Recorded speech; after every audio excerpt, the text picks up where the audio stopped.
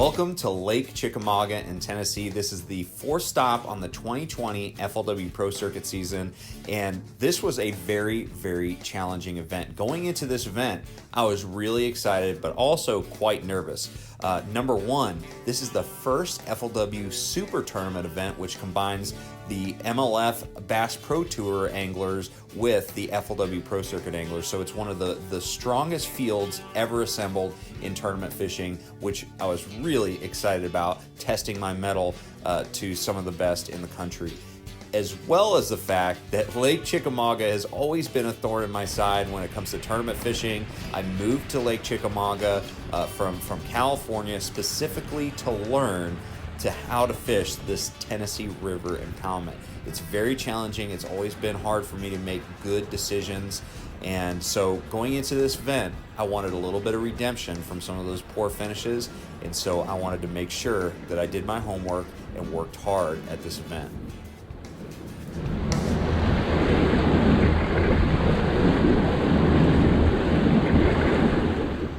All right, guys, so day one, I got my buddy Jeff right here. We're gonna be on FLW Live. That's really exciting. But man, I am boat number 3. We really got some good luck. The fish gods are smiling on us this morning. So hopefully we can get on a spot before some locals do, or before boat 1 or 2 do. But if I can get on the spot that I want to, I think that I can have a pretty good morning. But man, a lot of challenges that I'm really excited to step up to the plate for coming up here. So let's get it started. First FLW Super Tournament, super stoked. Day one, let's get outside of the slow wake. You don't want to jump the gun too early. All right, here we go. 1, 2, 3, let's roll.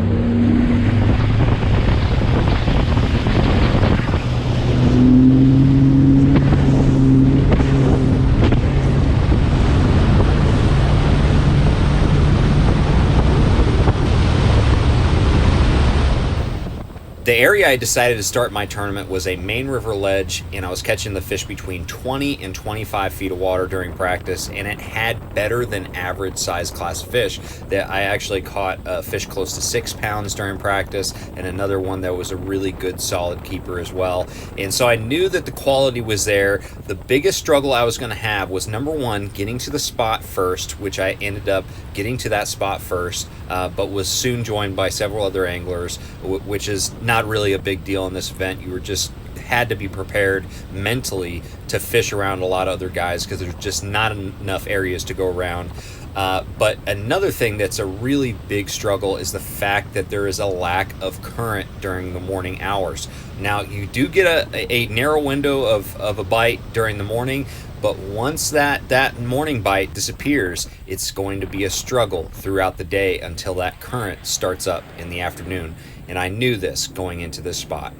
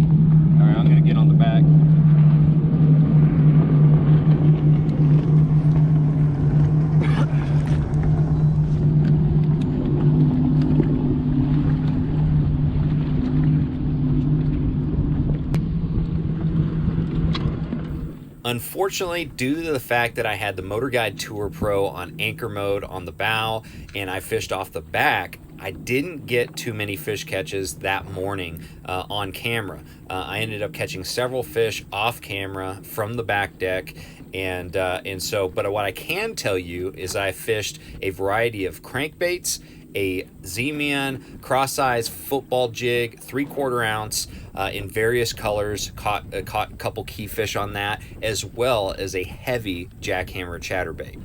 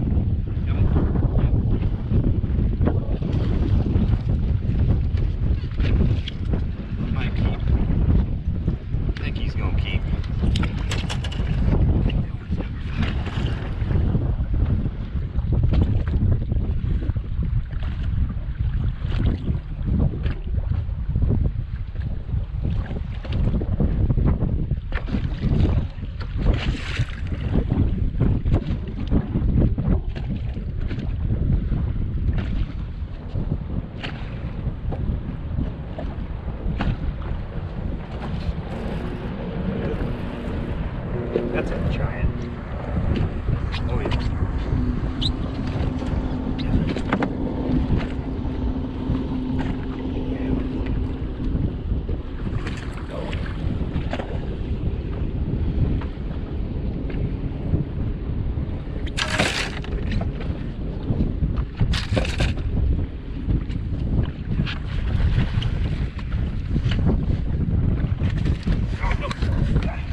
Dang it!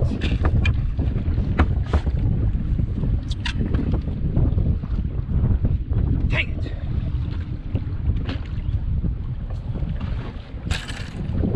That's why I don't net.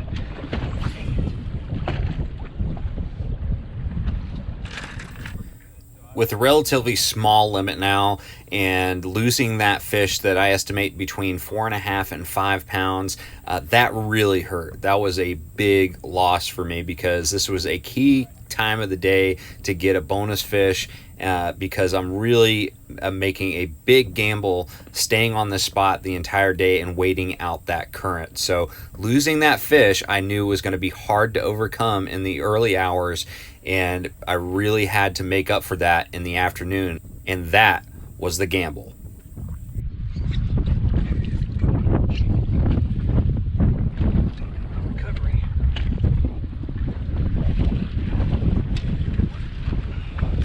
Little guy.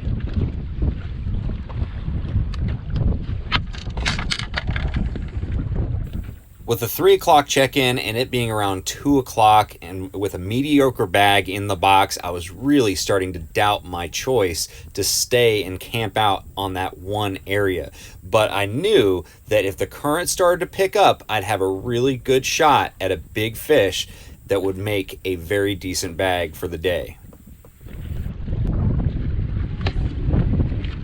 That's a good one. That's a big one.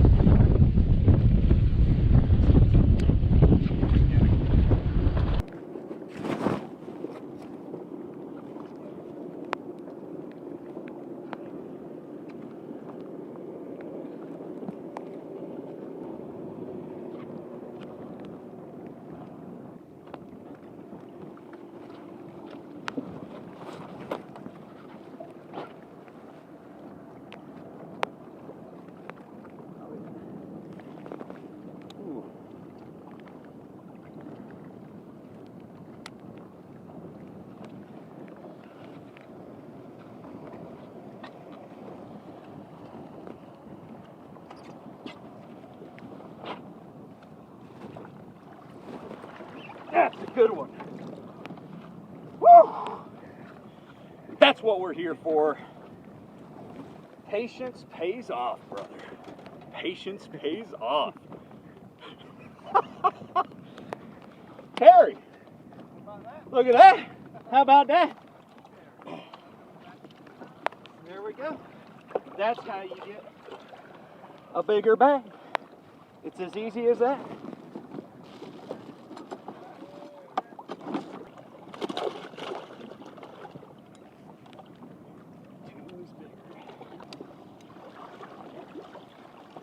Five's bigger than one. That's how you catch a 7.5, 8. That fish ended up being 8.5 pounds, and I ended the day with 18 pounds, 4 ounces, which put me pretty high in the standings, not quite in the top 10, but it was a good day nonetheless. So going into day 2, I obviously wanted to hit that same exact spot, try to capitalize on that morning bite, and then go search a little bit and try some of my other areas, including a mayfly hatch bite that I had found on some bluff walls on the south end of the lake. So starting the day, decided to start on that primary ledge spot up the river.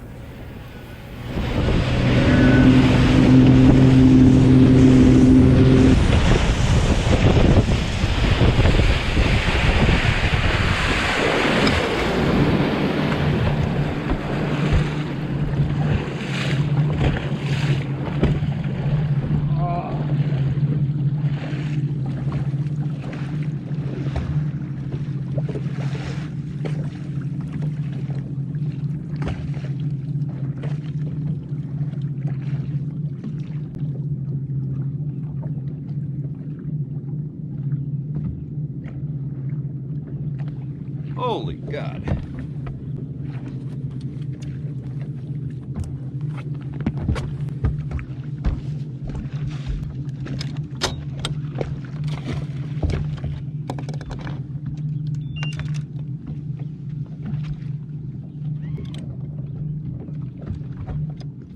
Since I was an extremely late boat draw on the second day, I got to my primary ledge spot on the main river, and there was several other anglers already on the spot. And even though I knew that I could still compete with that many guys on that spot, I wasn't able to really get anything going. None of the other guys were really catching anything, and so I decided to go ahead and move and start doing something else.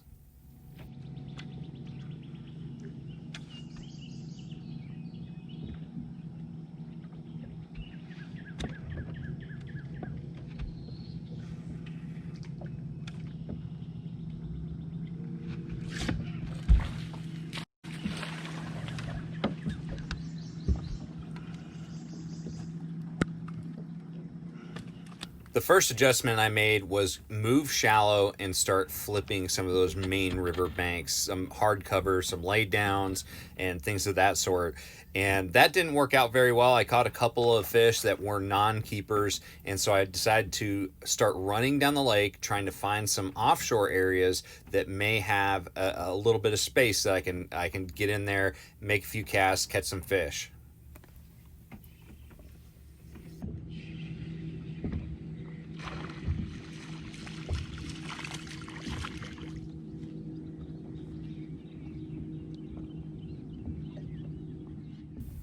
After a couple hours of fishing offshore and only a few non-keepers to show for it, I was really starting to worry because it was 11 o'clock and I had no keepers in the boat, and I had one more thing that I really had on my mind that I wanted to try, and it was a mayfly hatch pattern on some banks that had overhanging trees on the south end of the lake. So I made the run to one of those banks, fished there for a bit. Didn't get any bites on that bank, but I had one more that I wanted to try.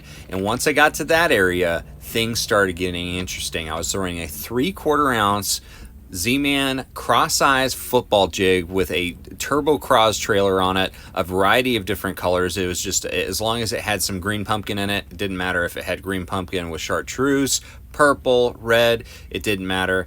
Once I got them in front of those fish, they were willing to eat, and it started to get pretty exciting.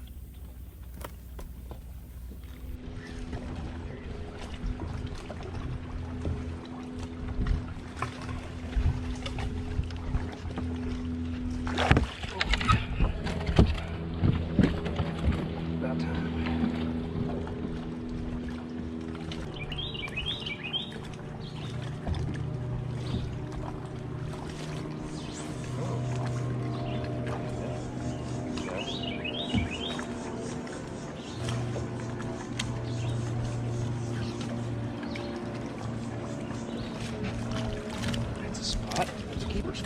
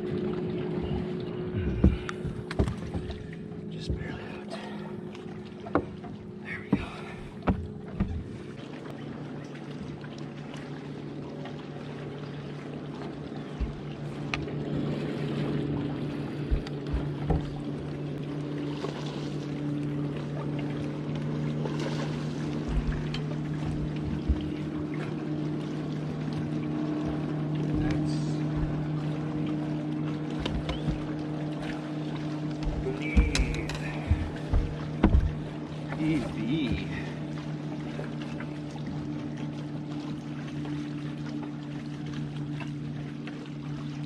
Oh, he for sure touches. He for sure touches. Stay down. Stay down. Yep. Yep, stay down.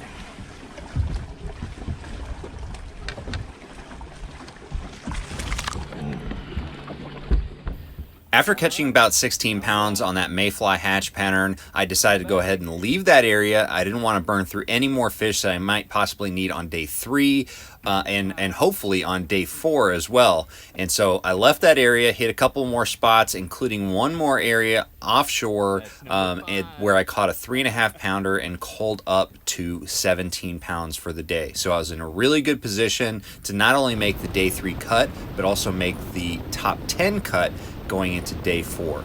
And that is the end for this video, days 1 and 2. Days 3 and 4 of this event will also be in a separate video on my channel, so make sure that you like, share, subscribe, and make sure you check out that video for the FLW Pro Circuit Super Tournament on Lake Chickamauga, days 3 and 4. Thank you for watching. I'll see you guys out on the water.